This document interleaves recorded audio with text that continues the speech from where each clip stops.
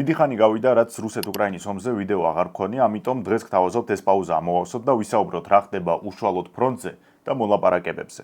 დარწმუნებული ვარ, ბოლო მოვლენებიდან ყველას ყურადღება მიიპყრო უკრაინის მიერ რუსეთის ნავთობგადამამუშავებელი ქარხნების თანმიმდევრულმა განადგურების ოპერაციამ. ეს სიტუაცია დღეს შედარებით სტაბილურდება. რა თქმა უნდა, ისე არ არის, როგორც პირობითად აპრილში ან მაისში იყო, მაგრამ რიგები ნელ-ნელა მცირდება. დღეს სოციალურ ქსელებში უკვე ახალი ოპერაცია ხდება პოპულარული. რუსეთის უმსხვილესი მარკეტპლეისის Wildberries-ის საწყობების ეტაპობრივი განადგურება. დასავლეთ და ცენტრალური რუსეთის ფარგლებში უკრაინელები საწყობებს ანადგურებენ. ხალხის რეაქცია სხვადასხვაგვარია. თუმცა ნელ-ნელა ისინიც ეჩვევიან, რომ ომი ფიზიკურად შეიძლება ცენტრალური ქალაქებიდან 1000 კილომეტრის მოშორებით არის, მაგრამ მიუხედავად ამისა, შექმნილ დისკომფორტს უკვე სულ უფრო ღიად გრძნობენ. ქრება კრიტიკული კითხვები, რაც კარგია თუ ცუდია, ჯერ უცნობია. ნავთობ ობიექტების განადგურების დროს საზოგადოების რაღაც ნაწილში ის კითხვები მაინც არსებობდა, რომ რატომ ხდება ისე ასეთი მაღალი მნიშვნელობის სტრატეგიული ობიექტების დაცვას ვერ ახერხებს ჩვენი არმია. ნუ თუ მეორე არმია არ ვართ, მაგრამ კერძო კომპანიის საწყობის განადგურებას ძირითადად მისი მომხმარებლები, საშუალო და მცირე ბიზნესის წარმომადგენლები აპროტესტებდნენ და წუხდნენ პროდუქციის განადგურებაზე. საწყობებისა და ნავთობგადამამუშავებელი ქარხნების განადგურების კადრები ეფექტურია, ისევე როგორც ტანკერების დაზიანების. მაგრამ ერთი რაც უნდა ვიცოდეთ არის ის, რომ ყოველ ასეთ კამპანიას რუსეთის მხრიდან აქვს სარკისებრი პასუხიც. ამაზე კი ჩვენს მედია გარემოში ან საერთოდ არ საუბრობენ, ან ნაკლებ ყურადღებას უთმობენ. დღეს ვისაუბრებთ, რატომ გახდა Wildberries უკრაინის სამიზნე, რაზე ახდენს ამ მარკეტპლეისის საწყობების განადგურება გავლენას, რით პასუხობს რუსეთი და რეალურად რა სიტუაციაა ფრონტზე. მეგობრებო, როგორც იცით, მაისში ჩატარდა გეოპოლიტიკური კლუბი Polaris-ის პირველი ციკლი. ახლა იწყება მიღება მეორე ციკლზე. ცოტა ხანი ვისაუბროთ, რა არის გეოპოლიტიკური კლუბი Polaris. ეს არის მაღალინტელექტუალური, ამბიციური, შემდგარი, წარმატებული და რეალიზებული ადამიანების დახურული კლუბი, რომელსაც განსხვავებული აზრის მაღალი მიმღებლობა აქვს. Polaris-ის ფარგლებში ჩვენ გვექნება 13 შეხვედრა. ამ 13 შეხვედრის განმავლობაში ჩვენ მოვიწევთ საქართველოში კონკრეტულ სფეროში საუკეთესო სპეციალისტებს, რომლებიც ჩვენთვის გეოპოლიტიკაზე ჩაატარებენ სესიებს. აქ გულისხმობ იმას, რომ ჩვენ გვექნება რეგიონში მიმდინარე პროცესების სწორი ანალიზის, როგორც თეორიული, ისე პრაქტიკული ნაწილი. ჩვენ შევეხებით აბსოლუტურად ყველა აქტორს, რომელიც საქართველოს გეოპოლიტიკაზე ახდენს გავლენას. ანუ დავიწყებთ რუსეთი 90-იანებიდან დღემდე, შემდეგ დეტალურად ვისაუბრებთ კავკასიურ ერებზე, ჩრდილო რესპუბლიკებზე, მიმოვიხილავთ ახლო აღმოსავლეთში არსებულ ცხელ-წერტილებს და ვისაუბრებთ როგორ მოქმედებს ჩვენზე ამერიკა-ისრაელის ომი ირანთან. ჩინეთის როლი, გავლენები და პოლიტიკა კავკასიაში და როგორ ან საერთოდ თუ შეგვიძლია სხვა ძალების დაბალანსება ჩინეთით. გარდა ამისა, ჩვენ გვექნება შეხვედრა დაზვერვაზე, სადაც დეტალურად ვისაუბრებთ, როგორ მუშაობენ სხვა ქვეყნის სპეცსამსახურები საქართველოში. თუმცა ჩვენი მიზანია, რომ ამ კლუბის ფარგლებში სანამ ეს 13 შეხვედრა გვექნება, რაც შეიძლება დიდი აქცენტი გავაკეთოთ პრაქტიკულ ნაწილზე. აქ იგულისხმება სიტუაციური დებატები, მოდელირება, კრიზისების მართვა, საველე დავალებები და ასე შემდეგ. მე მაგალითად ერთ შემთხვევას გავიხსენებ გასული ციკლიდან, რომელიც ძალიან საინტერესო აღმოჩნდა როგორც ჩემთვის, ისე დარწმუნებული ვარ დანარჩენი წევრებისთვის. მოკლედ, მოდელირება მქონდა შემდეგი. ახლო აღმოსავლეთზე ჩავატარეთ საკმაოდ მსუყე ლექცია, რომელიც გაგრძელდა ალბათ 3-4 საათს და შემდეგ მონაწილე ადამიანები დავყავით 4 ჯგუფად. პირველი ჯგუფი იყო ამერიკა, მეორე იყო ისრაელი, მესამე იყო ირანი და მეოთხე ყურის ქვეყნები. დავალება იყო შემდეგი, რომ ამერიკა იყო მომლაპარაკებელი ყველასთან, მაგრამ ისრაელი და ირანი ერთმანეთის პირისპირ მოლაპარაკებებზე არ ხდებოდნენ. ანუ ეს დანარჩენი გუნდები ამერიკულ მხარეს ეუბნებოდნენ მათ პირობებს, ამერიკა შემდეგ აცნობდა ამას ირანს და იწყებოდა მანევრები ამ პირობებს და იმ წაყენებულ ულტიმატუმებს შორის, რაც ჰქონდათ გუნდებს. საინტერესო იმით იყო, რომ იმდენად რეალისტურად წავიდა ეს მოლაპარაკებები, ზუსტად ისე დასრულდა, როგორც დღეს მიმდინარეობს. ანუ მხარეები საბოლოოდ ვერ შეთანხმდნენ ვერაფერზე, იმიტომ რომ არც ერთმა არ დაუტოვა მოწინააღმდეგე გუნდს მანევრირებისთვის საჭირო სივრცეები. სავარაუდო დაწყების თარიღი არის სექტემბრის მეორე ნახევარი. შეხვედრები იმართება მხოლოდ ფიზიკურად, ონლაინ არაფერი არ არის. მეცაც გეტყვით, მონაწილეების სრული კომფორტისთვის საერთოდ არაფერს არ ვიღებთ შიდა სიტუაციას. ვინც დაინტერესდებით, შეგიძლიათ მომწეროთ მე ნებისმიერ სოციალურ ქსელში, ან Polaris-ის Facebook გვერდზე, ან Polaris-ის WhatsApp-ზე. 18 ივლისს უკრაინის შეიარაღებულმა ძალებმა პირველი იერიში მიიტანეს Wildberries-ის საწყობებზე. პოდმოსკოვიაში და ტომბოვში კომპანიის ლოჯისტიკურ ცენტრებს დაარტყეს. ოფიციალური მონაცემებით მინიმუმ 7 ადამიანი გარდაიცვალა, ხოლო დაშავდა 80-ზე მეტი. ამის მერე მარკეტპლეისის საწყობებზე თავდასხმა გახდა რუტინული. ყოველ დღე თუ არა, მინიმუმ დღე გამოშვებით მაინც იწვის. ხანძრის კვამლი კი კილომეტრებიდან ჩანს. საზოგადოების ნაწილში შეიძლება გაჩნდეს კითხვა, რატომ ანადგურებს უკრაინა სამოქალაქო ობიექტებს. თვითონ უკრაინული მხარე ამას ხსნის იმით, რომ Wildberries-ი რუსული ლოჯისტიკისთვის სასიცოცხლო მნიშვნელოვანი კომპონენტია. მას იყენებდნენ მათ შორის რუსი მოხალისეები და ყიდულობდნენ სამხედრო მოწყობილობებს, რაციებს, ჯავშანჟილეტებს, უპილოტო საფრენი აპარატის კომპონენტებს და ასე შემდეგ. იყო თუ არა ეს ასე? კი, მეტიც სპეციალური თეგი არსებობდა ყველაფერი SVO-სთვის, გადადიოდით და ხედავდით იმ პროდუქტების ჩამონათვალს, რომელიც საბრძოლო მოქმედებებისთვის ვიღაცას სჭირდებოდა. დღეს ეს თეგი აღარ არსებობს, მაგრამ ძველებურად შეგიძლიათ შეიძინოთ ტაქტიკური ინვენტარი ან საბრძოლო დრონებისთვის საჭირო კომპონენტები. ზოგადად ერთი რაღაც უნდა ვიცოდეთ კარგად, რომ არსებობს საერთაშორისო სამართალი, რაზეც კაცობრიობა საუკუნეები მუშაობდა. ყველა ომი, ყველა კონფლიქტი, ყველა ტრაგედია და ყველა საბრძოლო მოქმედება ემსახურებოდა იმას, რომ ეს სამართალი რაც შეიძლება სრულყოფილი ყოფილიყო. გასაგებია, რომ ტრამპისთვის, პუტინისთვის და ნეტანიაჰუს ნაირებისთვის ეს შეიძლება არც არაფერს ნიშნავს, მაგრამ სულ მცირე ჩვენ გვაქვს იმის კლასიფიკაცია, განსაზღვროთ, რა ითვლება სამოქალაქო და რა ითვლება სამხედრო ობიექტად. ამ შემთხვევაში მინდა ორი საინტერესო პუნქტი გაჩვენოთ. ჟენევის კონვენციის დამატებითი ოქმის 52 მუხლის მეორე პუნქტი განმარტავს სამხედრო ობიექტის დეფინიციას. თავდასხმები მკაცრად უნდა შემოიფარგლოს სამხედრო ობიექტებით. რაც შეეხება ობიექტებს, სამხედრო ობიექტებს მიეკუთვნება მხოლოდ ის ობიექტები, რომლებიც თავის ბუნებით, ადგილმდებარეობით, დანიშნულებით ან გამოყენებით ეფექტურ წვლილს შეიტანენ სამხედრო მოქმედებებში და რომელთა მთლიანი ან ნაწილობრივი განადგურება, ხელში ჩაგდება ან ნეიტრალიზაცია იმ მომენტში არსებულ გარემოებში იძლევა აშკარა სამხედრო უპირატესობას. რეალურად აქ არც ერთი სიტყვა არ არის ზედმრი და შემთხვევით ყველაფერი გათვლილი არის მინიმალურ დეტალებამდე. მესამე პუნქტი ეხება ეჭვის პრეზუმპციას და სამოქალაქო ობიექტების დაცვის დამატებით გარანტიას იძლევა. იმ შემთხვევაში, როდესაც არსებობს ეჭვი, გამოიყენება თუ არა ობიექტი, რომელიც ჩვეულებრივ განკუთვნილია სამოქალაქო დანიშნულებისთვის. მაგალითად, საკულტო ნაგებობა, საცხოვრებელი სახლი ან სხვა ტიპის საცხოვრებელი ან სკოლა. სამხედრო მოქმედებებისთვის ეფექტური მხარდაჭერის აღმოსაჩენად მიიჩნევა, რომ იგი გამოიყენება სამოქალაქო მიზნებისთვის. ეს ნიშნავს იმას, რომ ეჭვი სამოქალაქო პირთა სასარგებლოდ არის. მაგალითად, მოწინააღმდეგე მხარის მეთაური ამბობს, რომ არსებობს იქ სკოლა, სადაც ჩვენი ეჭვებით ინახება სამხედრო ტექნიკა. თუ არ აქვს შესაბამისი სადაზვერო მონაცემები და უტყუარი მტკიცებულება, ის ობიექტი საერთაშორისო სამართლის მიხედვით ითვლება სამოქალაქო ობიექტად. ანუ, სხვა სიტყვებით რომ ვთქვათ, ავტომატურად მოქმედებს პრეზუმპცია, რომ ის ობიექტი სამოქალაქოა. ახლა წარმოიდგინეთ, ისრაელ-ღაზას კონფლიქტში ეს მუხლები რამდენჯერ იქნება დარღვეული, გინდ რუსეთ-უკრაინის და გინდ ირან-ამერიკის.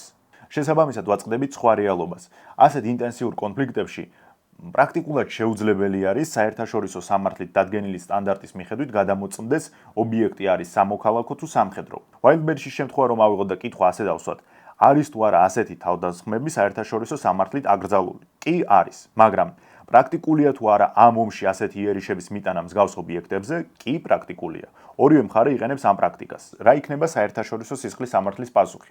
ვერც ვერაფერი. იმიტომ რომ რუსეთის ფედერაციას არ მოუხდენია რომის სტატუსის რატიფიცირება, შესაბამისად სასამართლოს არ აქვს იურისდიქცია რომ რუსეთის ტერიტორიაზე გამოიძიოს ეს ამბები და უკრაინას აქ კიდევ უფრო საინტერესოა 2024 წელს ხელი მოაწერა რომის სტატუსს, თუმცა იმ დათქმით რომ სასამართლოს იურისდიქცია უკრაინელი სამხედროების მიმართ მხოლოდ 7 წლის შემდეგ, ანუ 2031 წელს ამოქმედდება. რეალურად ამას ორივე მხარე არ ყოფს. რუსეთი ომის დაწყების დღიდან ბომბავდა ნოვაპოჩტას საწყობებსა და ობიექტებს, ხოლო უკრაინა მას შემდეგ რაც მიაღწია იმას, რომ შორს მოქმედი არსენალი შეემუშავებინა, თვითონ დაიწყო უკვე Wildberries-ის საწყობების განადგურება, რომელიც რუსეთის სიღრმეებში მდებარეობს. ლოჯისტიკური ცენტრების და Wildberries-ის საწყობების განადგურებას აქვს ფსიქოლოგიური მომენტიც, რაც უკრაინელებისთვის ჰაერივით საჭიროა. მათი მიზანია, რომ საშუალო სტატისტიკურმა რუსმა იგრძნოს, რომ მისი ქვეყანა ჩართული არის ომში და ეს ომი მის კეთილდღეობას და კომფორტს აზარალებს. 2022-2024 წლებში, სანამ უკრაინას გაუჩნდებოდა შორს მოქმედი შეიარაღება, რუსეთი ახერხებდა იმას, რომ დიდი ქალაქების მოსახლეობას მაქსიმალურად ნაკლებად ეგრძნო, რომ ქვეყანა ჩართული არის უზარმაზარ ომში. 2025 წელი კი ოკუპანტების არმიისთვის ამ ომის ტემპიდან გამომდინარე, ალბათ ყველაზე წარმატებული იყო ტერიტორიების დაპყრობის კუთხით. შემდეგ იყო ანკორიჯის შეხვედრა და იმ ილუზიის გაჩენა, რომ აი რუსეთმა ომის დაწყების პერიოდიდან დაძლია საერთაშორისო იზოლაცია. 2026 წელს კი აბსოლუტურად ყველაფერი შეიცვალა. უკრაინას გაუჩნდა შორმანძილზე მოქმედი არსენალი და აღმოჩნდა, რომ ფრონტიდან 2000 კილომეტრზე არსებული ობიექტებიც დაუცველია. ჯერ ჩაატარეს ნავთობგადამამუშავებელი ქარხნების განადგურების ოპერაცია, ახლა ლოჯისტიკური ცენტრების. ბენზინის რიგში აღმოჩნდნენ არა მხოლოდ ფრონტისპირა რეგიონის მოსახლეობა, არამედ რუსეთის ყველა ოლქის მკვიდრი. რა თქმა უნდა, რომ ასეთ დისკომფორტს ვერც სალავიოვის პროპაგანდა უშველის და ვერც ეთნიკების, რომლებიც პატარა ქალაქ კონსტანტინოვკის ქუჩიდან ქუჩაზე გადასვლას ახარებდნენ აუდიტორიას. Wildberries-ის საწყობების განადგურება კი მცირე და საშუალო ბიზნესს ურტყამს. ატირებული მოქალაქეებისთვის, რომლებიც მთელ თუ არა ბიზნესის საკმაოდ დიდ ნაწილს კარგავენ, ნამდვილად აღარ არის პირველი და მეორე ხარისხოვანი პუტინის უკრაინაში წამოწყებული ომის მიზეზები. იმათვის ნამდვილად სულ ერთია დენაციფიკაცია მიმდინარეობს თუ დემილიტარიზაცია. იმათვის უპირატესია, რომ წლობით ნამუშევარი ნაწვალები ბიზნესი ერთ დღეში განადგურდა და ომი სადღაც ჩასივიარში და ხერსონში კი არ არის, არამედ მათ ეზოში, უბანში, კვარტალში და ოლქშია. უშუალოდ ფინანსური შემადგენელი რომ ავიღოთ, ახლა გამორიცხულია ზუსტი ზარალი შეფასდეს, მაგრამ რუსული გამოცემა კომერსანტი წერდა, რომ კატოვსკისა და ელექტროსტალის საწყობების განადგურების ზარალი დაახლოებით 20-დან 35 მილიარდ რუბლად ფასდებოდა. Wildberries-ზე თავდასხმება შესაძლოა ნამდვილად გამოიწვიოს ქვეყნის შიგნით გადასახადებიდან და მოსაკრებლებიდან ბიუჯეტში შემოსავლების მკვეთრი შემცირება. ეს ეხება როგორც თვითონ მარკეტპლეისის შენატანებს, ასევე ასობით დაზარალებულ მცირე ბიზნესს. მით უმეტეს, რომ ეს ხდება ბიუჯეტის გამწვავებული პრობლემების ფონზე. 23 ივლისის მონაცემებით ფედერალური ბიუჯეტის დეფიციტმა 8 ტრილიონი რუბლი შეადგინა. გასულ წელს სიტუაცია მსგავსი იყო. მაშინ ეკონომიკური ზრდის ტემპი დაგეგმილზე დაბალი აღმოჩნდა, შესაბამისად შემცირდა ბიუჯეტში შემოსავლებიც. შედეგად მთავრობას მეორედ ომის დაწყებიდან გადასახადების გაზრდა მოუწია. ამან თავის მხრივ უკვე წელსაც დაარტყა მცირე და საშუალო ბიზნესს. უშუალოდ Wildberries-ზე რომ ვისაუბროთ, ეს არის უმსხვილესი რუსული მარკეტპლეისი, რომელიც რუსული ბაზრის 47%-ს იკავებს. პირდაპირ რომ ვთქვათ, ყველაზე დიდი მარკეტპლეისი არის. მისი წლიური ბრუნვა 657 მილიარდ რუბლს შეადგენდა. გასულ წელს კომპანია უზარმაზარ სკანდალში გაეხვა და ეს სკანდალი გადაიჭრა არა სასამართლოს გზით, არამედ ძველი კეთილი 90-იანების სტილის გარჩევებით. რა მოხდა? ნახეთ, ეს კომპანია დაარსეს ცოლ-ქმარმა ტატიანა და ვლადისლავ ბაკალჩუკებმა. 2024 წელს Wildberries-მა განაცხადა, რომ სარეკლამო კომპანია რუსს შეერწყა. ტატიანა ბაკალჩუკი დაიკავებდა გენერალური დირექტორის პოზიციას, ხოლო კომპანია რუსის მფლობელი რობერტ მირზოიანი აღმასრულებელი დირექტორის თანამდებობას. აღნიშნული შერწყმით უკმაყოფილო იყო ვლადისლავ ბაკალჩუკი, ტატიანას მაშინდელი ქმარი. კონფლიქტის გადასაჭრელად მან ჩეჩნეთის ლიდერს რამზან კადიროვს მიმართა. კადიროვმა განაცხადა, რომ კომპანია რეიდერულად ჩაიგდეს ხელში და დახმარებას დაჰპირდა ვლადისლავს. 2024 წლის 18 სექტემბერს Wildberries-ის ოფისში ვლადისლავ ბაკალჩუკი შეიარაღებულ პირებთან ერთად გამოჩნდა. იყო სროლა, დაიღუპა ოფისის ორი მცველი, ხოლო 7 ადამიანმა ჭრილობა მიიღო. კადიროვსა და ვლადისლავს კოვზი ნაცარში ჩაუვარდათ, მათ ვერ შეძლეს Wildberries-ის დაბრუნება. აღმოჩნდა, რომ ტატიანასა და მირზოიანის მხარეს უფრო დიდი ზვიგენები იყვნენ ჩართული, მათ შორის დაღესტნელი მილიარდერი სულეიმან კერიმოვი. პუტინმაც მირზოიანსა და ტატიანას დაუჭირა მხარი. როგორც რუსული მედია წერს, მათ დაარწმუნეს პუტინი, რომ Wildberries-ის სახით Amazon-ისა და Alibaba-ს რუსულ კონკურენტს შექმნიდნენ და პროექტის ერთ-ერთი მიმართულება უმსხვილესი ციფრული საბანკო ქსელისა და გადახდის სისტემის შექმნა იქნებოდა, რომელიც SWIFT-ის ავლით იმუშავებდა და გადახდა რუბლებში მოხდებოდა. ამ კონფლიქტზე მაქვს გაკეთებული დიდი ვიდეო, ვისაც გაინტერესებთ, შეგიძლიათ ნახოთ აქ. ერთი რაღაც უნდა გქონდეს მხედველობაში, რომ ჩვენთან ძირითადად ხდება იმ მოვლენების გაშუქება, როდესაც რუსეთის სიღრმეში უკრაინა მიიტანს შეტევებს.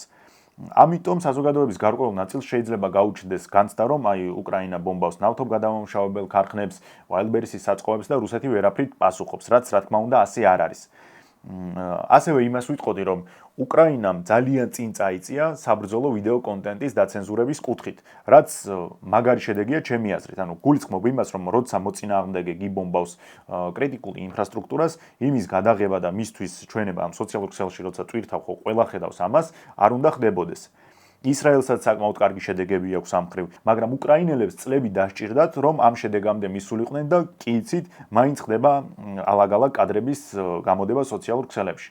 რუსებისთვის ეს აბსოლუტურად ახალი ხილია, რომელი რუსი წარმოიდგენდა, რომ მოსკოვი და პეტერბურგი კვამში გაეხვეოდა. შესაბამისად, ერთი და იგივე დარტყმებს იღებენ 15-20 სხვადასხვა რაკურსიდან. კი ახლა დაიწყეს გადამღებების დაჭერა, მაგრამ რუსებსაც წლები დასჭირდებათ, რომ კონკრეტულ შედეგამდე მივიდნენ. ზოგადად, ჩემი აზრით, ვინც საქართველოში დაკავებული არის იმით, რომ მოსახლეობას ასწავლის პროპაგანდის წინააღმდეგ თავი როგორ დაიცვას, ამ შემთხვევაში გულისხმობ უცხოური ძალების მხრიდან, ესეც უნდა გაითვალისწინოს პროგრამაში, რომ კარგად გააგებინოს, როცა რაღაც ხდება ქვეყანაში დამაზიანებელი და მოწინააღმდეგე იყენებს სარაკეტო ძალებს და ასე შემდეგ, არ უნდა ხდებოდეს მისი გადაღება და სოციალურ ქსელებში გავრცელება, იმიტომ რომ ეს მტერს აძლევს ინფორმაციას. და თემას რომ დაუბრუნდეთ, იმის თქმა მინდა, რომ ყველაფერს აქვს სარკისებრი პასუხი. მაგალითად, მხოლოდ არასრულ ორ კვირაში, ანუ 19-დან 31 ივლისის პერიოდში 60-ზე მეტი ბენზინგასამართი გაანადგურეს რუსებმა.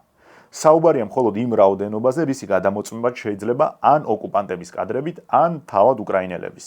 ასეთი დარტყმები ნიშნავს საწოლზე ფასების მკვეთრ ზრდას. მაგალითად, უკრაინელი ექსპერტი დმიტრი ლეუშკინი აცხადებს, რომ თუ სახელმწიფო არ დაიწყებს წამახალისებელი პროგრამების დანერგვას, უკვე 10 თვეში დიზელი შეიძლება ღირდეს 6 ლარი და 15 თეთრი, ხოლო ბენზინი 5 და 84. შეგიძლიათ დაასახელოთ ერთი ქართული მედია მაინც, რომელიც საუბრობს იმის შესახებ, რომ რუსეთიც თანმიმდევრულად ცდილობს გაანადგუროს უკრაინის ნავთობ სფერო და გადასული არის არა ნავთობ გადამამუშავებელი ტერმინალების განადგურებაზე, არამედ უკვე უფრო წვრილ სამიზნეებზე, როგორიც არის ბენზინგასამართის სადგურები.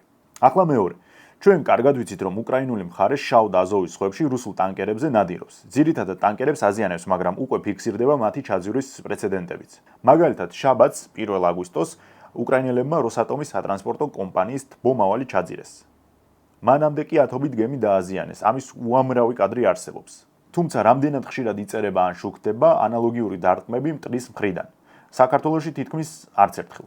გემებზე ნადირობის კამპანია აქტიურად დაიწყო რუსეთმაც. ოდესაში თურქული გადამზიდი Golden Leo ჩაძირეს. მე არ ჩავსვამ ამ ვიდეოში იმ ფოტო, ვიდეო და აუდიო მასალას, რაც პირადად მე გამაჩნია, მაგრამ უნდა იცოდეთ, რომ სამხრეთ უკრაინის მიმართულებაზე, უпростоროდ კი აი ზღვის მხარეს ჰარსაწინააღმდეგოში ვინც მსახურობს, ნებისმიერი მათგანი დაგიდასტურებთ, რომ დღე არ გავა, განადგურებული ან დაზიანებული ტანკერიდან დამწვარი გვამები ან ცხედრები არ გამოიყვანონ. დღეს ოდესის ცენტრალური პორტიც კი სრულად პარალიზებულია.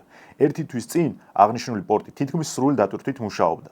ეს არის რეალობა, რაც ხდება დღეს. ამას ყვები იმიტომ, რომ Wildberries-ის შემთხვევა, ისევე როგორც ტანკერების ან ნავთობ ინდუსტრიის, ანალოგიურად იწვევს სარკისებრ საპასუხო რეაქციებს. რუსებიც იდენტურ ლოჯისტიკურ ჰაბებს, მათ შორის ნოვა პოშტას სასაწყობო ინფრასტრუქტურას ანადგურებენ.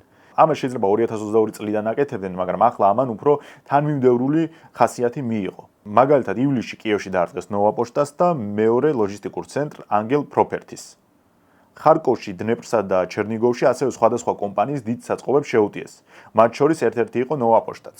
მეტიც, აი ვიდეოს ჩაწერის დღეს, ანუ 5 აგვისტოს, დღეს არის 5 აგვისტო და დღეს გამთენიას რუსებმა ისევ შეუტიეს კიევს. სამიზნე კი იყო დედაქალაქში არსებული სასაწყობო ობიექტები, მათ შორის როზეტკისა და ეპიცენტრის ინფრასტრუქტურა.